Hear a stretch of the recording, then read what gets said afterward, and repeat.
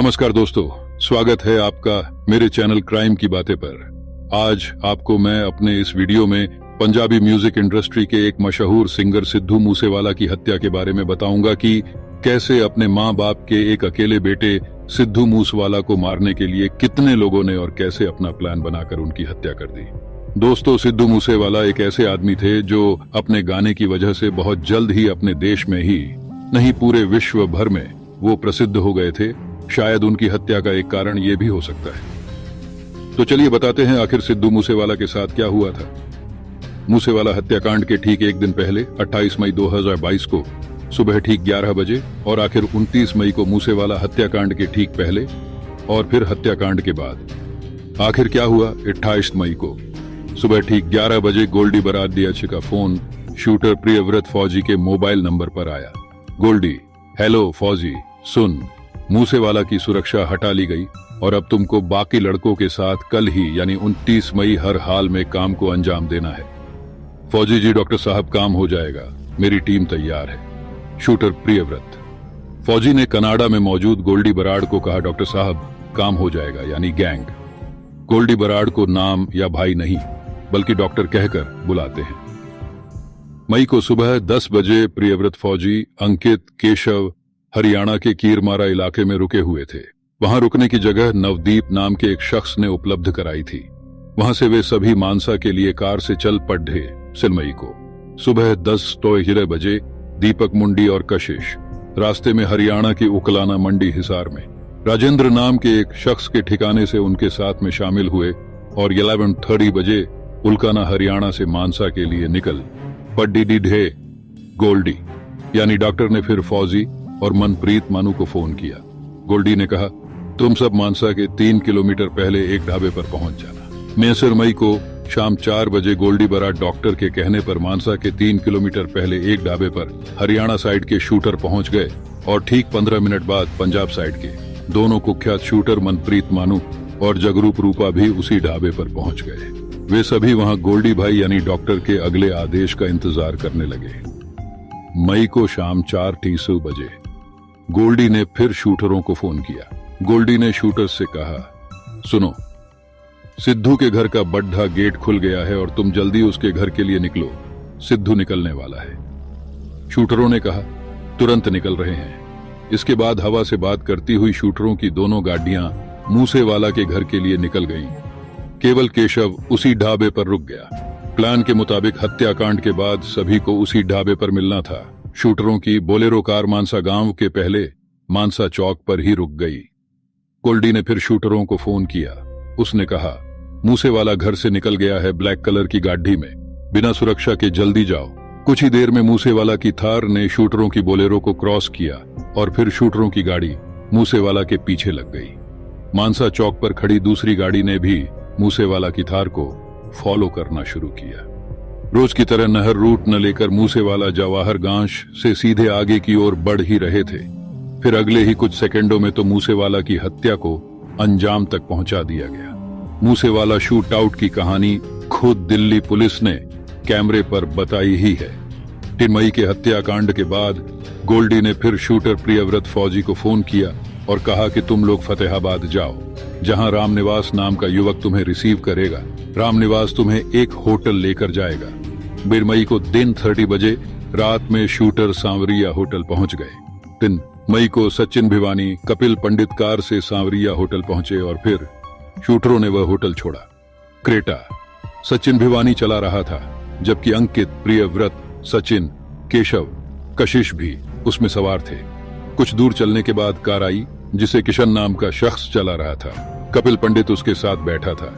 फिर केशव भी उसमें शिफ्ट हो गया। दोनों गाड़ियां रोहतक हाईवे पर हांसी गांव में जाकर रुकी। वहां रुकने का इंतजाम किशन गुर्जर ने किया था। 3 मई को केशव, कशिश, दीपक मुंडी भिवानी के तोशना गांव में जाकर रुके। 1 जून को केशव, कशिश, दीपक मुंडी के लिए कपिल पंडित ने एक ट्रक का इंतजाम किया जिसमें बैठकर वे अहमदाबाद निकल पड़े। इस बीच ही गोल्डी का फिर फौजी को फोन आया। उसने कहा, सुनो फौजी, तुम 6 हथियार विनीत उर्फ बब्बन को सौंप देना जल्दी। फौजी ने कहा, जी डॉक्टर साहब। प्रियव्रत फौजी ने कुल 6 हथियार विनीत उर्फ बब्बन को सौंप दिए। गोल्डी के आदेश के मुताबिक उसके बाद प्रियव्रत फौजी, अंकित, सचिन, कपिल ने एक दूसरा ट्रक पकड़ा राजगढ़ हाईवे से और 2 जून को दोनों ट्रकों से हरियाणा साइड के आरोपी शूटर अहमदाबाद पहुंच गए। फिर बस से रात 10 बजे मुंद्रा पोर्ट पहुंच गए। वहां आशीष नाम के एक शख्स ने एक फ्लैट में आरोपियों के रुकने का इंतजाम किया। 6 जून को आरोपी मुंद्रा के अलग अलग फ्लैट में फिर शिफ्ट हुए। 5 जून को शूटर मध्य प्रदेश के इंदौर, विदिशा, ब्यावरा में रुके और फिर आगे निकल गए। शूटर मनप्रीत मानू जगरूप रूपा खरड़ होते हुए लुधियाना से मानसा पहुंचे, जबकि शूटर प्रियव्रत फौजी अंकित, कशिश, दीपक मुंडी उनकाना मंडी हिसार होते हुए फतेहाबाद से सरदुलाग दियच पंजाब से मानसा पहुंचे थे। शूटर मनप्रीत मानू जगरूप रूपा मानसा से लुधियाना गए। शूटर प्रियव्रत फौजी अंकित, कशिश, दीपक मुंडी मानसा से होटल फतेहाबाद में रात रुके। वहां से फिर तोशाम अगली रात रुके। पिलानी गए, ट्रक से गांधीनगर पहुंचे, फिर गुजरात के मुद्रा पोर्ट पहुंचे। प्रियव्रत फौजी 50 किलोग्राम वर्ग में कुश्ती का खिलाड़ी रह चुका है। भारतीय सेना में स्पोर्ट्स कोटे से उसका सिलेक्शन होने वाला था।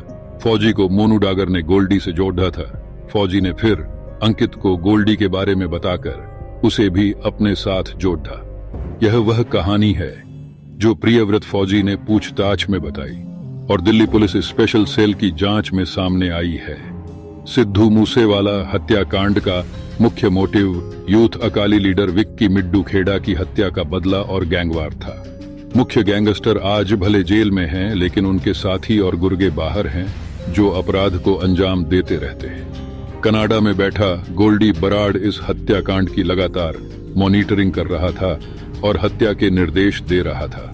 सिद्धू मूसेवाला की हत्या की योजना पिछले 1 साल से चल रही थी, लेकिन अगस्त 2021 के बाद मूसेवाला को मारने के लिए काम तेज हो गया था। लगातार उनकी रेकी की जा रही थी। कई बार पहले भी उनको मारने का प्रयास किया गया, लेकिन कोई न कोई कारण के चलते हत्यारों ने पहले वारदात नहीं की। सिद्धू मूसेवाला की हत्या के लिए एक पूरा रैकेट काम कर रहा था, जिसमें कुछ लोग सिद्धू मूसेवाला की रेकी कर रहे थे तो कुछ लोग शूटरों की तलाश में लगे थे। शूटर तय होने के बाद एक रैकेट ने उनको हथियार मुहैया कराया तो दूसरे रैकेट ने वाहन उपलब्ध कराया। इसके बाद कुछ लोगों ने हथियारों को वारदात को अंजाम देने के बाद सुरक्षित जगहों पर पहुंचाने का काम किया। यहाँ सबसे बड़ी रोचक बात यह थी कि इस हत्याकांड में लगे लोग एक दूसरे को पहचानते तक नहीं थे। सारा कंट्रोल गोल्डी बराड़ के फोन से होता था। हथियार लेने और देने वाले एक दूसरे से कोई पहचान नहीं पूछते थे। सिद्धू मूसेवाला मर्डर केस के 2 आरोपियों जगरूप रूपा और मनप्रीत उर्फ मन्नू को पुलिस ने अमृतसर के पास एक गांव में एनकाउंटर में ढेर कर दिया था।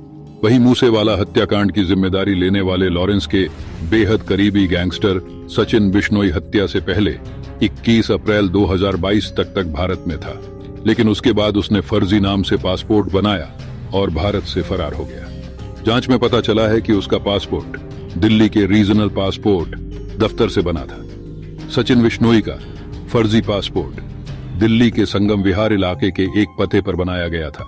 इस फर्जी पासपोर्ट में सचिन बिश्नोई का नकली नाम तिलकराज टुटेजा लिखा गया है। पिता का नाम Bhim Singh, house number 330, block F3, संगम विहार, नई दिल्ली लिखा गया है। उसने मूसेवाला हत्याकांड का सारा खाका तैयार किया।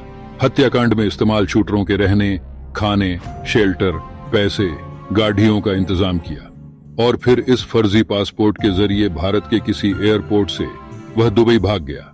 इसके बाद वह दुबई से अजरबैजान चला गया। पंजाब पुलिस ने इस हत्याकांड के मामले में 25 से ज्यादा आरोपी गिरफ्तार किए हैं, जबकि 34 आरोपी नामजद हैं। पुलिस ने कोर्ट में चार्जशीट दायर कर दी है। शो ह्यूसेडिये 2022 को मानसा में सिद्धू की थार कार पर 2 कारों में सवार शूटरों ने 30 राउंड से ज्यादा फायरिंग की थी, जिसमें सिद्धू मूसेवाला को 19 गोलियां लगी थी। नाबालिग शूटर ने मूसेवाला को 6 गोलियां मारी थी। इस मामले में विदेश में बैठे गैंगस्टर सचिन बिश्नोई और गोल्डी बराड़ अब तक पुलिस की पकड़ से बाहर है।